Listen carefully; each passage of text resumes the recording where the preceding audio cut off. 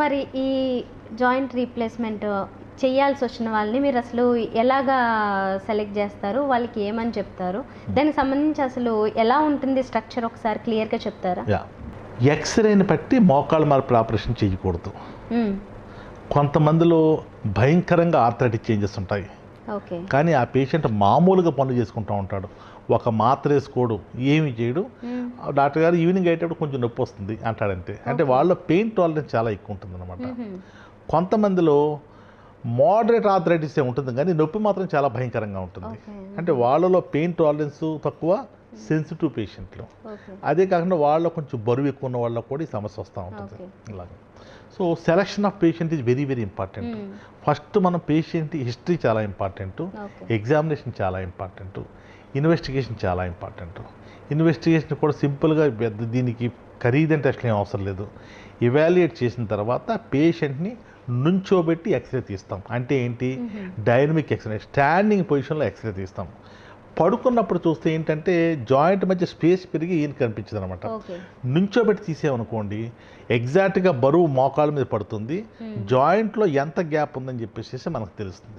మీకు మన ప్రేక్షకులకి అర్థం అవడానికి ఒక చూపిస్తానంటే, ఇది మోకాలు జాయింట్, ఇది ముందు భాగం నుంచి వస్తున్నాం, ఇది క్వాడ్రిసెప్స్ టెండాన్ అంటాము, ఇది మోకాలు చిప్ప. ఈ పక్క నుంచి చూస్తే ఇది తొడ ఎముక ఫీమర్ అంటాము, ఇది టిబియా అంటాము కాలు ఎముక. ఈ రెండిట్ల మధ్యన ఈ నీ జాయింట్ అనేది 3 బోన్స్ ద్వారా ఫామ్ అవుతుంది. మోకాలు చిప్ప అంటే పటెల్లా, ఫీమరు, అదేవిధంగా టిబియా అనమాట.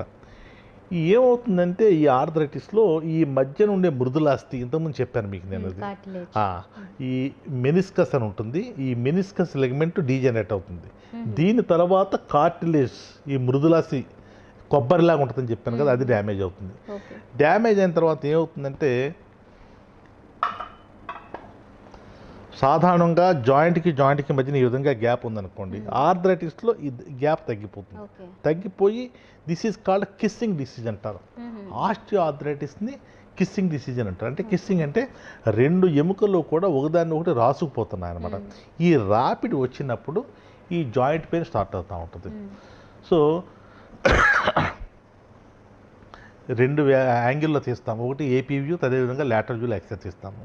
సో పేషెంట్ ఎవాల్యుయేట్ చేస్తాము. పేషెంట్ ఇప్పుడు కూడా పేషెంట్ డాక్టర్ గారు నేను 5 నిమిషాల సేపు నుంచోలేకపోతున్నాను, 5 నిమిషాల సేపు నడలేకపోతున్నాను, లేదా రోజు మాత్రలు వేసుకోవాల్సి వస్తుంది, నడడానికి వాకర్ సహాయం కావాల్సి వస్తుంది, నా యాక్టివిటీ పూర్తిగా తగ్గిపోయింది, నేను కాలకృత్యాలకు లెగుస్తున్నాను, భోజనం కోసం లెగుస్తున్నాను, లేదా ఎప్పుడు పడుకునే ఉంటున్నానని చెప్పేసి ఈ సమస్య స్త్రీలు ఎక్కువ కంప్లైంట్ చేస్తూ ఉంటారు. ఓకే, ఇంకేంటంటే వాళ్ళకు రకరకాల ప్రాబ్లమ్స్. మన స్త్రీలు అంటే పురుషులను కాదు, పురుషులు స్త్రీలు కూడా మన హైట్ కొంచెం తక్కువ. ఇంకోటి ఈ స్త్రీలలో ఈ 45 సంవత్సరాలు వచ్చిన తర్వాత హార్మోనల్ ఇంబ్యాలెన్స్ వల్ల బరువు పెరిగిపోవడము, ఎస్పెషలీ మన ఈ ఏరియా అంతా కూడా ఎక్కువ ఎక్టోమార్ఫిక్ బాడీస్ అనమాట. కొంచెం తిన్నా కూడా ఎక్కువగా బరువు పెరిగిపోవడం జరుగుతుంది. అంటే మన యొక్క ఈ చెప్పాను కదా రైస్, కార్బోహైడ్రేట్ డైట్ ఎక్కువ తీసుకుంటాం కాబట్టి ఆ బరువు ఆ విధంగా పెరిగిపోతూ ఉంటాం. సో దానివల్ల రకరకాల ప్రాబ్లమ్స్ వల్ల వైటమిన్ డి డెఫిషియన్సీ రావడము, సరిగ్గా తినకపోవడము. ఇంకొకటి ఏంటంటే ఇంకా ప్రధానమైన కారణం ఏంటంటే ఈ బరువు పెరగడానికి అన్వాంటెడ్ హిస్టెక్టమీలు ఎడాపెడా చేయించేసుకోవడం, సిజేరియన్ హిస్టెక్టమీ. దీనివల్ల బరువు అంటే అడగచ్చు కారణం ఏంటి అని చెప్పేసి. సాధారణంగా ఏంటంటే అమ్మాయిని మన కుటుంబాల్లో తల్లిదండ్రులు చాలా ఆప్యాయంగా చూస్తూ ఉంటారు కదా. సిజేరియన్ కానీ ఏదైనా ఆపరేషన్ అయిన తర్వాత ఏం చేస్తారంటే అమ్మాయిని, ఎస్పెషల్లీ ప్రెగ్నెంట్ అయిన తర్వాతే కూడా అసలు ఇంకా అమ్మాయిని మంచం కదలనివ్వరు, నువ్వు రెస్ట్ తీసుకోవాలి అని చెప్పి అతి గారాభంగా చూస్తూ ఉంటారు. అది చాలా ప్రమాదం. మీరు అదే వెస్ట్రన్ సొసైటీకి వెళ్తే రేపు డెలివరీ అవుతున్న స్త్రీలు కూడా ఈ వాళ్ళ సాయంత్రం వరకు పనిచేసి రేపు పొద్దున్న అన్ని పనులు చేసుకుని డెలివరీకి వెళ్ళి డెలివరీ చేసుకుని మళ్ళీ నెక్స్ట్ డే ఇంటికి వచ్చేస్తూ ఉంటారు. ఇక్కడ మన దగ్గర ఏంటంటే రివర్సు, నెల సరి తప్పడం అంటాం, ఎందుకంటే మనకి పీరియడ్ మిస్ అయింది అంటాం కదా. ప్రెగ్నెన్సీ కన్ఫర్మ్ అయిన తర్వాత ఇంకా ఆ అమ్మాయిని ఒక బంగారు పళ్ళును పెట్టి చూసినట్టు చూస్తూ ఉంటారు. అంటే నేను వ్యంగ్యంగా చెప్పడం లేదు కానీ ఒక బాధతోనే చెప్తున్నాను.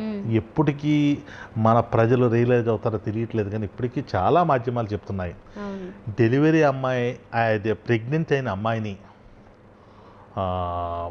యాక్టివ్గా ఉండమని చెప్పండి, మీ గారాబంతో పిల్లల యొక్క ఆరోగ్యం పాడు చేయవద్దు. గారాబం అంటే ఏం చేయక్కర్లే. మీరు ఏం చేస్తారంటే మీరు అమ్మాయిని చాలా గొప్పగా చూసుకుంటున్నాను అనుకుంటున్నారు, కానీ మీరు ఆ అమ్మాయికి ఏ విధమైన ఎక్సర్సైజ్ లేకుండా, అంటే ఎక్సర్సైజ్ అంటే ఏంటంటే ఇంట్లో పనులు. నేను ఎక్సర్సైజ్ అంటే రోజు రోడ్డు మీద 10 కిలోమీటర్లు నడమంటం లేదు, లేకపోతే కొన్ని గుంజీలు తీయమంటలేదు, ఏం చేయమంటలా.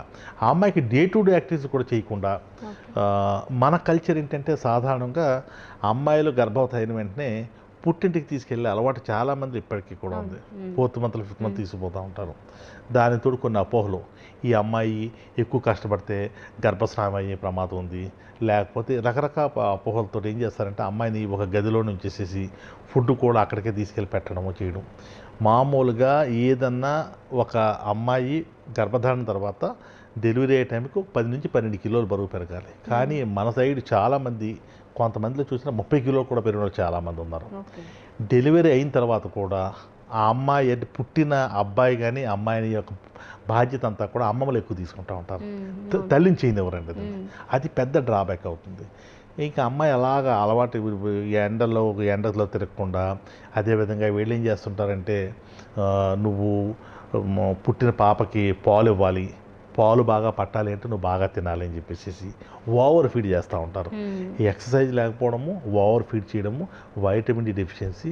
అంతేవిధంగా కాకపోతే అమ్మాయిని అలాగే ఒక్కరిదాన్ని కూడా వాళ్ళ గదిలో ఉండించినప్పటికీ మనకు తెలియకుండానే కూడా కొంత మానసిక సమస్యలు రావడం, దీని మానసిక సమస్యలతో కొంచెం యాంగ్జైటీ, న్యూరోసిస్ అని ఇవన్నీ రావడం ఇన్ని ఉంటాయి. ఇంతే కాకుండా దీనిని ఈ అమ్మమ్మలు ఎస్పెషల్లీ నాన్నమ్మలు కానీ ఈ చిన్నపిల్లల్ని తల్లికి దూరంగా అన్నీ వాళ్ళే చేస్తూ ఉంటారు. నాపీ మార్చడం అని చెప్పి, స్నానం చేయించడం కూడా ఇది చేస్తూ ఉంటారు. దాంతో పుట్టిన పిల్లకి తల్లికి మధ్యన అనుబంధం కూడా కొంత డెవలప్ అవుతుంది. ఇది నేను చెప్పే మాట కాదు, ఈ ఇన్ఫెంట్ సైకాలజీ, చైల్డ్ సైకాలజిస్టులు చెప్పిన మాట అన్నమాట. ఇది ఒక కారణం. అలా కాకుండా మనలో చాలామందికి సర్వైకల్ క్యాన్సర్ అది గురించి చాలా అపోహలు ఉన్నాయన్నమాట అండి. గర్భాశయం అనేది, గర్భసంచి అనేది పిల్లల కరణం కోసమే, పిల్లలు పుట్టిన తర్వాత ఇంకా దాంతో మనకు పని లేదు అని చెప్పి చాలామంది, మనకి సాంప్రదాయంలో కొంచెం పూజలే ఎక్కువ అనమాట. నాకు ఈ పూజలకి ఈ నెలసరడ్డు వస్తుందని చెప్పడం, లేకపోతే ఏమాత్రం కొంత బ్లీడింగ్ ఎక్కువైనా ఇది క్యాన్సర్లోకి దింపేస్తుందని చెప్పి అపోహలు రావడము. దీంతో చాలామంది 30 సంవత్సరాలు కూడా హిస్టెక్టమీ చేయించుకున్న వాళ్ళు కొన్ని వేల మందిని నేను చూశాను. దీనివల్ల కూడా బరువు పెరిగిపోవడం ఈ స్త్రీల్లో ఇది జరుగుతూ ఉంటుంది. ఓకే, ఇది ఒక ఆస్పెక్ట్ కదా. ఈ ఆపరేషన్ సెలక్షన్ అయ్యే కేసు అయిన తర్వాత పేషెంట్ని ఎవాల్యుయేట్ చేస్తాం. రీప్లేస్మెంట్ అనేది ఒక మనం చెప్పాం కదా, ఒక అమ్మాయి పెళ్ళికి ఎంత జాగ్రత్తలు చూసి చేస్తాం, అదేవిధంగా చేసుకునే వాళ్ళు తప్పనిసరిగా వాళ్ళకి ఇన్ఫెక్షన్ ఎక్కడ ఉండకూడదు. ఎస్పెషల్లీ చెవులో కానీ, అదేవిధంగా పళ్ళల్లో కానీ, మూత్రంలో కానీ, లేదా కాలు గోడల్లో కానీ ఎక్కడ ఇన్ఫెక్షన్ ఉండకూడదు. ఏమైనా ఉంటే తప్పనిసరిగా డాక్టర్ చెప్పాలి. ఇవాల్యుయేషన్ చేయాలి.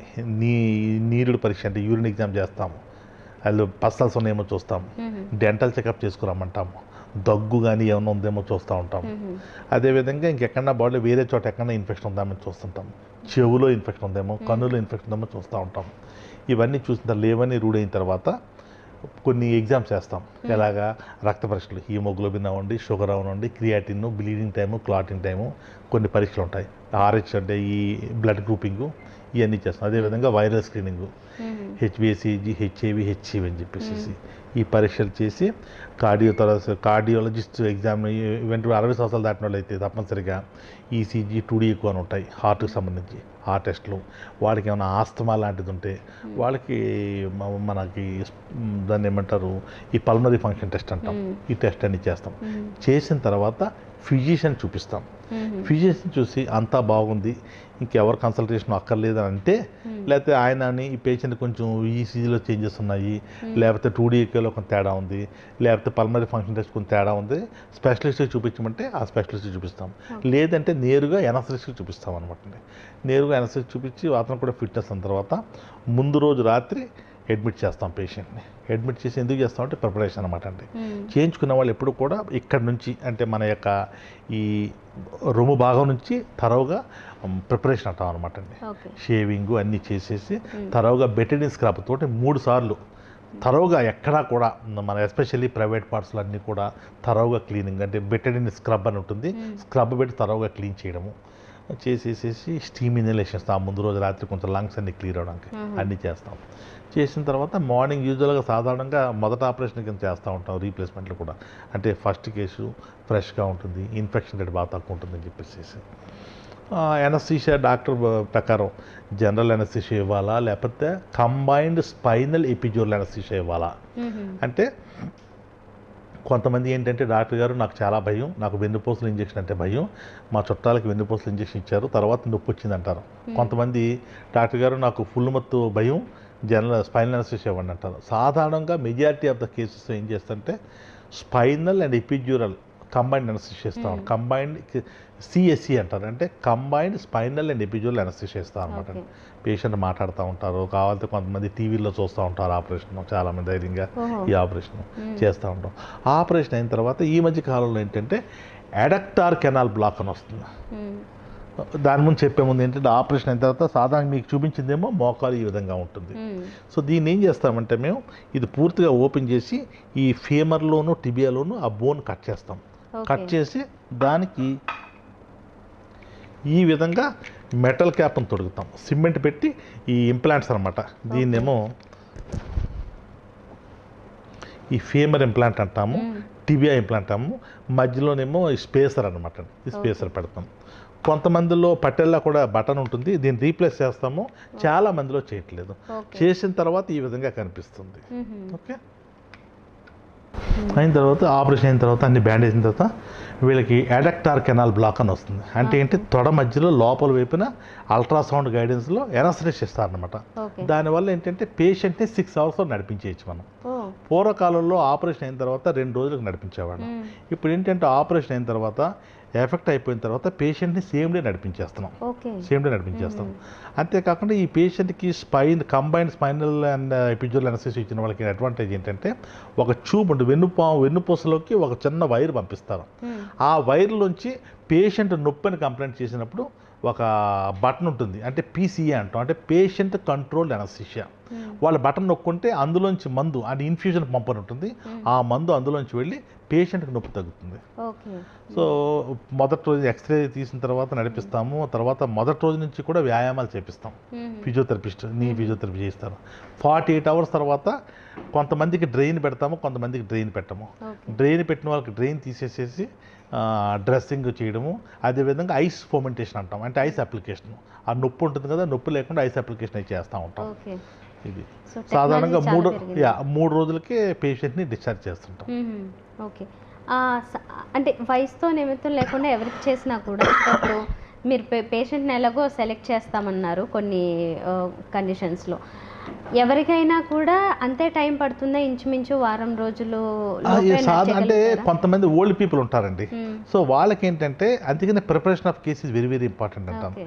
నేనైతే ఏం చేస్తానంటే పేషెంట్కి ఆపరేషన్ డిసైడ్ అయిన తర్వాత సాధారణంగా 5-6 రోజులు టైం తీసుకుంటారు కొంతమంది ఇమీడియట్ చేయమంటారు. కానీ నేనైతే ఏం చేస్తాను, 1 వీక్ టైం అడుగుతాను. ఇప్పుడు కూడా టైం ఏం చేస్తాను, పేషెంట్కి కొంత మోటివేట్ చేయడము, అదేవిధంగా కొన్ని ఎక్సర్సైజ్లు నేర్పిస్తాం, బ్రీతింగ్ ఎక్సర్సైజ్, అదేవిధంగా కాలుకి నీ జాయింట్ ఎక్సర్సైజ్ నేర్పిస్తూ ఉంటాం. దీనివల్ల ఏంటంటే రికవరీ చాలా బాగుంటుంది. ఎందుకు నేను చెప్తానంటే చాలామంది మోకాళ్ళు మార్పిడి ఆపరేషన్ చేయించేసుకున్నాం కదా, ఖరీదైన ఆపరేషను, నాకు ఆర్టిఫిషియల్ జాయింట్ వేసేసారు, డాక్టర్ గారికి నాకేం ప్రాబ్లం ఉండదు, నొప్పి ఉండదని అనుకుంటారు. ఎంత గొప్ప డాక్టరు, ఎంత గొప్ప హాస్పిటల్లో ఆపరేషన్ చేసినా కూడా 5 to 10% నొప్పి అయితే ఉంటుంది. కొంతమందికి 3 నెలల వరకు కూడా నొప్పి ఉంటుంది. ఈ నొప్పిని ఓవర్కమ్ అవ్వాలంటే ముందు ఏమైందంటే ఆస్టియోఆర్థరైటిస్లో ఈ కండరాలు ఏదైతే ఉందో మోకాలు చుట్టూ కండరాలు కొంత డిస్యూజ్ ఎట్రోఫీ అంటాం. అంటే ఏంటి, అది సరిగ్గా వాడకపోవడం వల్ల కండరాలు బిగిసిపోతాయి. బిగిసిపోయిన తర్వాత సాధారణంగా ఆపరేషన్ మూమెంట్ వస్తుంది, కానీ మూమెంట్ చేయడానికి కండ సహకరించాలి. ఆ కండ స్ట్రెచ్ అవుతుంటే నొప్పి వస్తూ ఉంటుంది. పేషెంట్ ఆపరేషన్ చేసిన తర్వాత కూడా అలా డాక్టర్ గారు ఇంకా నొప్పి వస్తుంది అంటూ ఉంటారు అనమాట. అది మనకే మంచిది కాదు, పేషెంట్కి మంచిది కాదు. ఏంటి డాక్టర్ గారు బాగా చేస్తారని వెళ్ళాము, నాకు నొప్పి తప్పలేని చెప్పేసి పేషెంట్ డిస్సాటిస్ఫాక్షన్, అదేవిధంగా డాక్టర్ చెడ్డ పేరు కూడా వస్తుంది అనమాట. అంచేత కౌన్సిలింగ్ ఆఫ్ ద పేషెంట్. బాబు నీకు నొప్పి 90% తగ్గుతుంది, 100% అనేది మిగతా 10% బోనస్ అని చెప్పాలి. రెండు, నేను చెప్పినట్టు ఈ ప్రిపరేషన్ అయ్యి బాగా చేస్తే పేషెంట్కి పోస్ట్ ఆపరేటివ్ రికవరీ చాలా బాగుంటుంది, నొప్పి శాతం కూడా తగ్గుతుంది, బాగా ఈజీగా చేయగలరు. లేదా అప్పటి వరకు అలా మంచం మీద ఉన్నవాడికి ఆపరేషన్ చేసేసి నువ్వు ఫిజియోథెరపీ చేయంటే చేయలేరు, పేషెంట్ భీష్మిస్తారు. ఇచ్చేసేసి చేసిన ఫలితం అంతా కూడా దక్కకుండా పోతుంది అనమాట. బుడుదల పోసిన పన్నీర్ అవుతుంది. సో ఇప్పుడు మీ అనాలిసిస్ ప్రకారం జస్ట్ ఒక డౌట్ అంతే, మగవారిలో ఈ ఆపరేషన్స్ ఎక్కువ జరుగుతున్నాయా, ఆడవారిలో ఎక్కువ జరుగుతాయా? సాధారణంగా ఏ ఆపరేషన్లన్నీ ఎక్కువ మగవాళ్ళలో జరుగుతూ ఉంటాయి, కానీ ఇప్పుడు ఈ స్త్రీలలో ఎక్కువ చెప్పాను కదా, ఈ కారణాల వల్ల స్త్రీలలో కూడా ఎక్కువ జరుగుతున్నాయి. ఇక ఇప్పుడు ఏమైందంటే ప్రతి వాళ్ళకి కూడా కంఫర్ట్ జోన్ అలవాటైంది. పూర్వకాలంలో మనం ఎక్కడికన్నా ఒక 20 కిలోమీటర్లు వెళ్ళాలంటే సైకిల్ మీద వెళ్ళిపోయేవాళ్ళం, 5-6 కిలోమీటర్లు ఉన్నట్టు నడిచి వెళ్ళిపోయాం. ఇప్పుడు ఎవరు వెళ్తే కనీసం బైక్ ఉండాల్సి వస్తుంది, లేకపోతే కార్లో వెళ్తున్నాం. ఎందుకు? మనకు కంఫర్ట్ అలవాటైంది, శారీరక శ్రమ తగ్గింది మనకి. సో దానివల్ల ఇంకోటి ఏంటంటే పెయిన్ టాలరెన్స్ కూడా తగ్గింది మనకి. మిగతా పూర్వీకులతో చూసుకుంటే పూర్వీకులు ఎటువంటి పెయిన్ అన్నా భరించేవాళ్ళు, మన వాళ్ళు పెయిన్ భరించడానికి సిద్ధపడలేదు. ఏదైనా నొప్పి వస్తే ఇమీడియట్గా స్పెషలిస్ట్ దగ్గరికి వెళ్ళిపోవడం, నాకు నొప్పి వచ్చింది give me some pain killer అని చెప్పి అడగడం, అలా జరుగుతూ ఉంటుంది అనమాట. అంచేత ఈ పురుషులు కూడా అంటే కొంతలో పురుషుల్లో ఏంటంటే కొంచెం ఈ నొప్పి తట్టుకునే శక్తి ఎక్కువ ఉంటుంది వాళ్ళకున్న దీన్ని బట్టి. స్త్రీలలో కొంత సెన్సిటివ్గా ఉంటారు కాబట్టి, అలాగంటే చాలామంది స్త్రీలు నొప్పి వచ్చినా కూడా భరిస్తూ ఉంటారు. చెప్తే మళ్ళీ ఫ్యామిలీ ఈ పిల్లలు ఎక్కడ ఇదవుతారో, లేకపోతే భర్త ఏం టెన్షన్ పడతారో అని చెప్పేసి ఎంతో నొప్పి వస్తే తప్ప చెప్పరు. అలా అని చెప్పి వాళ్ళకి నొప్పి లేదు, నొప్పి భరించలేరని కాదు, వాళ్ళకి నొప్పి ఉంటుంది కానీ వాళ్ళు ఎక్కువ చెప్పలేరు. మగవాళ్ళు కొంచెం తొందరగా పెయిన్ టాలరెన్స్ ఉన్నా కూడా నొప్పి ఎక్కువ ఉంటే వాళ్ళు దాచుకోకుండా మందులు తీసుకోవడం జరుగుతూ ఉంటుంది. ఎస్పెషల్లీ స్త్రీలు కొంత లేట్గా చెప్తూ ఉంటారు. ఇది ఇలా లేట్ చేయడం వల్ల ఏమన్నా ఇంకొంచెం ఎక్కువ ఇబ్బంది పడే అవకాశం ఉంటుందా? అంటే ఆస్టియోఆర్థరైటిస్ని లేట్ చేయడం వల్ల కొంచెం ఆపరేషన్ డిఫికల్ట్ అవుతూ ఉంటుంది. చివరి స్టేజ్ అప్పుడు ఏమవుతుంటే బాగా వంకర అవుతుంది, డిఫార్మిటీస్ ఎక్కువ అవుతూ ఉంటాయి, కొంత ఆపరేషన్ కొంత కష్టం అవుతూ ఉంటుంది. అంచేత ఇప్పుడు ఆపరేషన్ పడే రోజు వస్తే తప్పనిసరిగా పడుతుంది. ఏదో మోకాలు నొప్పిలే మందులతో తగ్గిపోద్దులే అని చెప్పి సొంత వైద్యంతో, లేకపోతే ఈ వేరే వాళ్ళు చెప్పిన సలహాలతోటి, లేకపోతే మోకాళ్ళలో స్టెరాయిడ్స్ ఇంజెక్షన్ చేసుకోవడం, ఇటువంటి వాళ్ళు చాలామంది ప్రాబ్లం ల్యాండ్ అవుతూ ఉంటారు.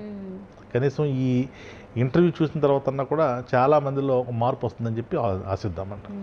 సో ఇప్పుడు మోకాళ్ళ నొప్పులు వచ్చిన తర్వాత ఈ నీ రీప్లేస్మెంట్ దగ్గరికి వచ్చేసరికి చాలామందికి అతిపెద్ద సమస్య డౌట్ ఈ ఖర్చు ఎంత అయిపోతుందో అనే భయం. దాంతోనే సగం మంది ముందుకు రారు ఫాస్ట్గా. అది ఇంచుమించుగా ఎంత ఉంటుందని ఒక ఐడియా చెప్పగలుగుతారు? అంటే ఒక టెరిషరీ కేర్ సెంటర్కి వస్తే సాధారణంగా 1.9 నుంచి ఒక కాలుకి 1.9 lakhs నుంచి 2.5 lakhs అవుతుంది. అంటే పూర్వకాలంలో కొంచెం రేట్ ఎక్కువైంది. ఇప్పుడు ఏంటంటే మోడీ గవర్నమెంట్ వచ్చిన తర్వాత ఈ ఇంప్లాంట్స్కి ఒక క్యాపింగ్ పెట్టారు, ఇంతకు మించి ఛార్జ్ చేయకూడదని చెప్పి. దాంతో ఆపరేషన్ యొక్క రేట్లు బాగా తగ్గినాయి. సో జనరల్ వార్డులో ఉంటే 1.5 lakhs, 1.9 lakhs. అదేవిధంగా జనరల్ వార్డులో ఉంటే షేరింగ్ రూమ్లో ఉంటే 2.3 lakhs. అదే సింగిల్ రూమ్లో ఉంటేనేమో 2.5 నుంచి 2.6 lakhs వరకు అవుతూ ఉంటుంది.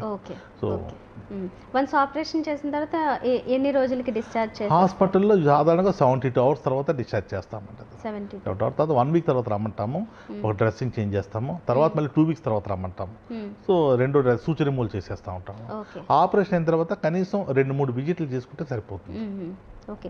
సో వన్స్ ఇలా మీరు దాని లైఫ్ టైం చెప్పింది ఇంచుమించుగా ఒక 15 years 15 to 20 years అండి. 15 to 20. ఓకే. దాని తర్వాత చేయాల్సి వచ్చినప్పుడు ఇన్ కేస్ ఎవరికైనా అప్పుడు వాళ్ళ పరిస్థితి ఎలా ఉంటుంది జనరల్గా? బాగా డిఫికల్ట్గా ఉంటుందా? ఓకే, అది కూడా బేర్ చేయగలుగుతారా అలవాట్లో? Revision operation, revision knee replacement అంటాం. అది తక్కువ మంది చేస్తూ ఉంటారు, కొంచెం కష్టంతో కూడుకున్నది, ఖర్చు కూడా ఎక్కువ. దీనికి ఇప్పుడు 2.5 lakhs 4 lakhs దాకా అవుతుంది.